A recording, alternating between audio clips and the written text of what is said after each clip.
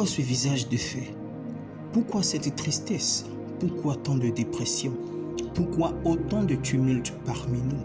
Pourquoi ces plaintes incessantes? Pourquoi cette peur qui semble nous déséquilibrer? Pourquoi sommes-nous si troublés par les persécutions, les tribulations, les épreuves, par l'adversité de la vie ici-bas? Pourquoi le mensonge et la ruse du diable nous affligent-ils au point où nous avons fini par mépriser Dieu et sa parole? Pourquoi ce rejet de la foi? Pourquoi toute cette impatience? D'où nous vient cette crise de confiance envers l'Éternel? Pourquoi les soucis de la vie terrestre nous accablent-ils? Pourquoi l'accomplissement des promesses divines supposées tardives, selon nous, dans nos vies a-t-il fini de tuer la foi de Christ en nous au point de nous faire porter le faux manteau ridicule des inconvertis? Écoutez, soyons sérieux.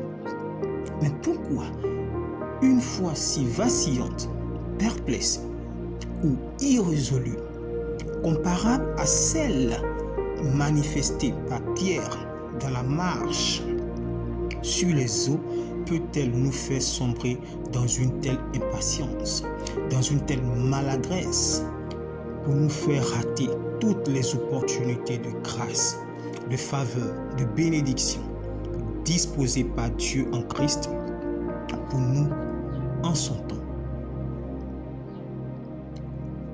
Alors, comprenons ceci. Quand nous vivons désormais pour Dieu en Christ, le manque du moment n'est pas forcément un échec, une faiblesse, un retard ou une quelconque malédiction. Pas forcément. Je dis bien, pas forcément. Sauf que quand l'expression de notre foi, supposée être active, vivante et connectée à la parole de Christ, ne sait pas attendre le bon temps de Dieu pour nous, par la jouissance des promesses de Dieu en Christ rattachées à notre destinée, l'impatience qui méprise elle-même la parole de Dieu finit par se transformer avec notre complicité en malédiction contre l'accomplissement des promesses de Dieu dans notre vie. Eh bien oui, sachons ceci, si tel est que l'impatience peut être considérée aussi bien dans son fond que dans sa forme comme un mépris de la parole de Dieu, cela sous-entend qu'elle traduit en nous une attitude de mauvaise compréhension ou de mauvaise interprétation de la parole de Dieu. Or, la finalité de toute mauvaise interprétation ou incompréhension de la parole de Dieu est de nous conduire à être privés de la gloire de Dieu, se comportant ainsi comme une malédiction, empêchant la réception des grâces, des faveurs et des bénédictions abondantes et enrichissantes de Dieu en Christ pour notre vie. Autrement, ne pas savoir attendre aussi le temps de Dieu pour notre bénédiction est une défaillance ou même un dysfonctionnement à la manifestation ou à l'expression de la foi de Dieu en Christ.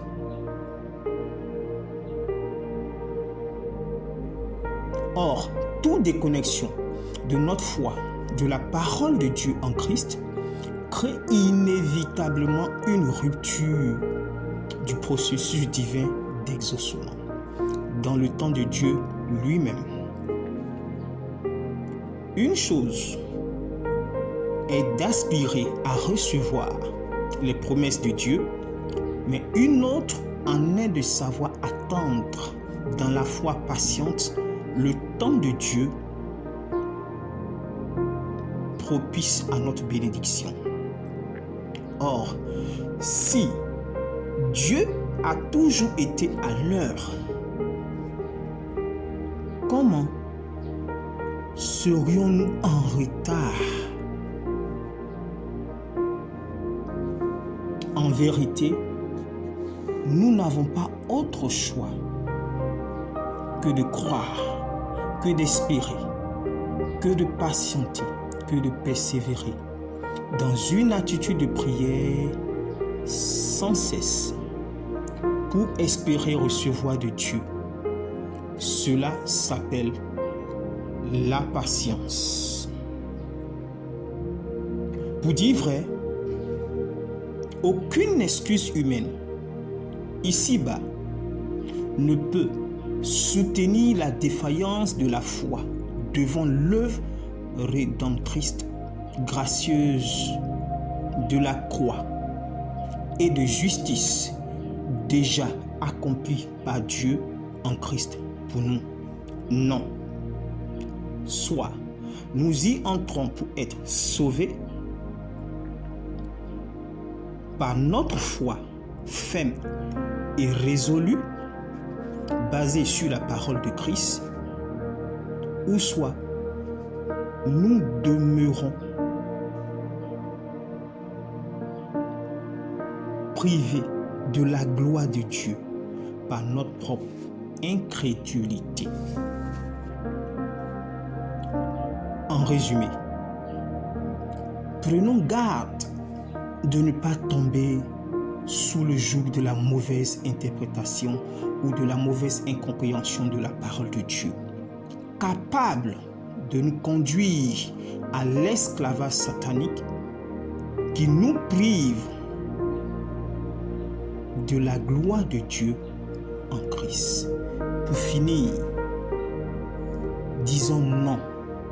Non et même non à l'impatience qui engloutit l'espérance divine dans notre vie.